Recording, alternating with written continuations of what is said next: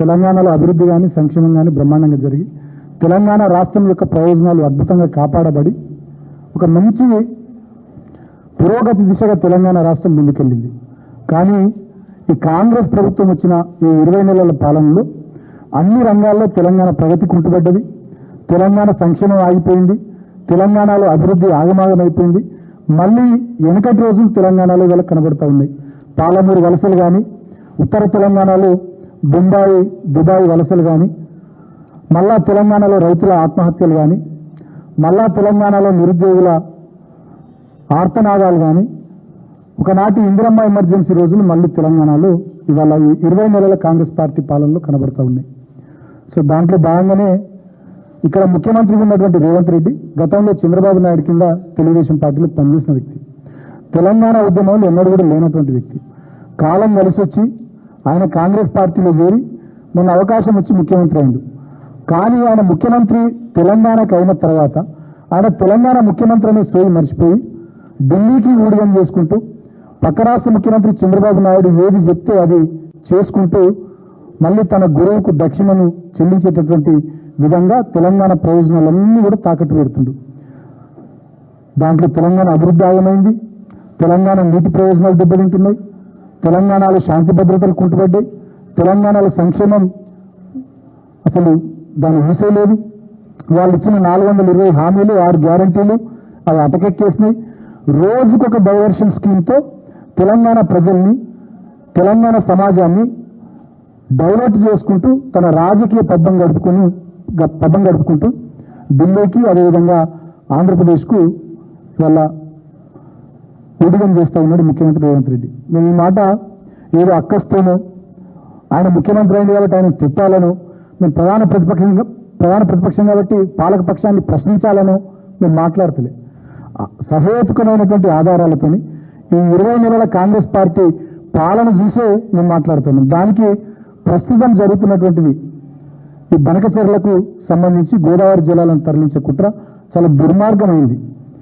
ఇప్పటికే కాళేశ్వరంలో మేడిగడ్డలో 2 పిల్లర్లు వింగితే మొత్తం కాళేశ్వరం ప్రాజెక్టు కొట్టుకపోయిందని చెప్పి దాంట్లో ఏదో జరిగిపోయిందని చెప్పి కన్నపల్లి పంపేజ్ నుండి నీళ్లు ఎత్తిపోయకుండా అన్నారము, సుందుల్లా, ఎల్లంపల్లి, అదేవిధంగా మిడిమానేరు, ఎస్ఆర్ఎస్పి, లోయర్ మానేరు అన్నిటినీ ఎండబెట్టి కొండపోచమ్మ కానీ, అదేవిధంగా మల్లన్న సాగర్ కానీ, రంగనాయక సాగర్ కానీ, అంతగిరి రిజర్వాయర్ కానీ, ఎస్ఆర్ఎస్పి ఫేజ్ 2 కానీ, కోలాడ వరకు తుంగతుర్తి, సూర్యాపేట ఎటు కూడా నీళ్లు ఇవ్వకుండా నీళ్ళని ఎత్తిపోయకుండా ఇవాళ తెలంగాణ రైతాంగం నోట్లో మట్టి పెట్టినటువంటి ముఖ్యమంత్రి ఆంధ్రప్రదేశ్కు మాత్రం గోదావరి జలాల్లో 200 టీఎంసీలను పేరుకే 200 టీఎంసీలు, మాకు ఇంకా చాలా అనుమానాలు ఉన్నాయి. 200 టీఎంసీలతో ఆగుతాయా, దాన్ని ఇంకొక 300-400 టీఎంసీలు చేసుకుంటారా రేపటి రోజు? ఎందుకంటే చంద్రబాబు నాయుడు ఢిల్లీలో ఎన్డీఏ ప్రభుత్వంలో భాగస్వామి ఉన్నాడు, ఆయన మీద ఆధారపడి కేంద్ర ప్రభుత్వం ఉన్నది, ఈయన ఏం చెప్తా నడుస్తున్నది.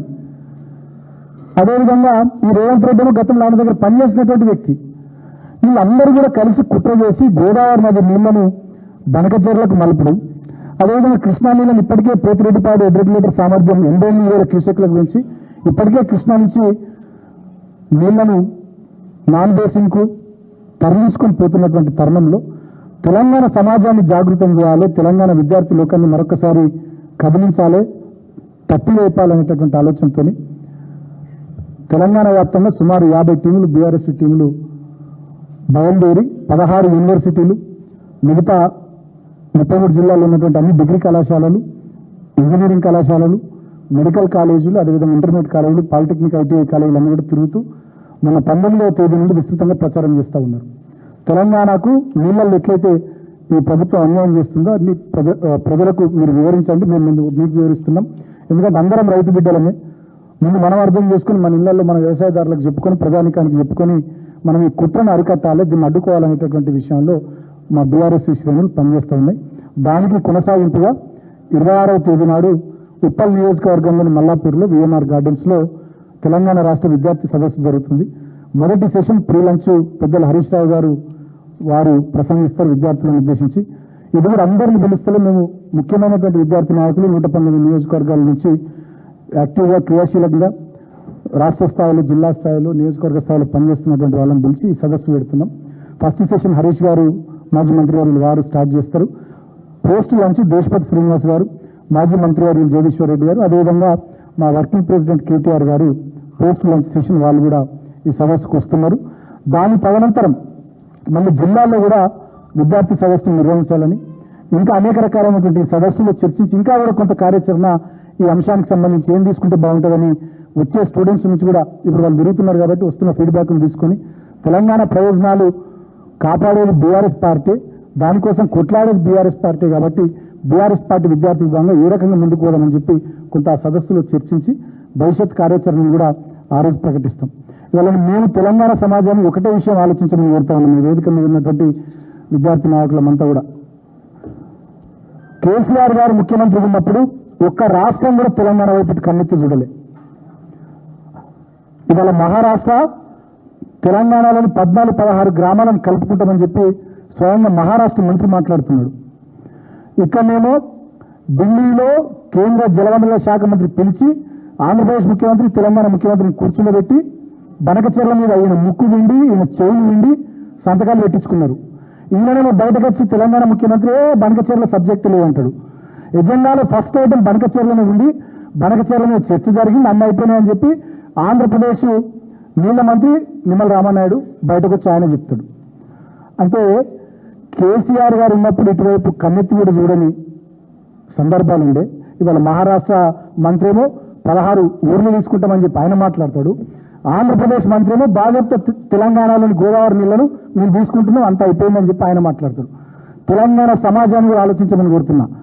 కేసీఆర్ గారు ముఖ్యమంత్రి ఉన్న 10 సంవత్సరాలు కుక్కిన ప్రేమలు లెక్కున్న లాంటి వాళ్ళు లేచి ఎందుకు ఆడుతున్నారు అంటే వాళ్ళ చెంచాలు, వాళ్ళకు ఓడిగం చేసేటోళ్ళు ఇవాళ ఇక్కడ పదవులలో ఉన్నారు కాబట్టి ఇవాళ అందరికన్నా తెలంగాణ మీద పడి తెలంగాణ నీళ్లు కానీ తెలంగాణ ఊళ్ళు కానీ ఇవాళ మలుపుకునే ప్రయత్నం తీసుకొని పోయే ప్రయత్నాలు జరుగుతున్నాయి. మహారాష్ట్ర కానీ ఇటు ఆంధ్రప్రదేశ్ కానీ తెలంగాణ సమాజాన్ని ఆలోచించమని కోరుతా ఉన్నా.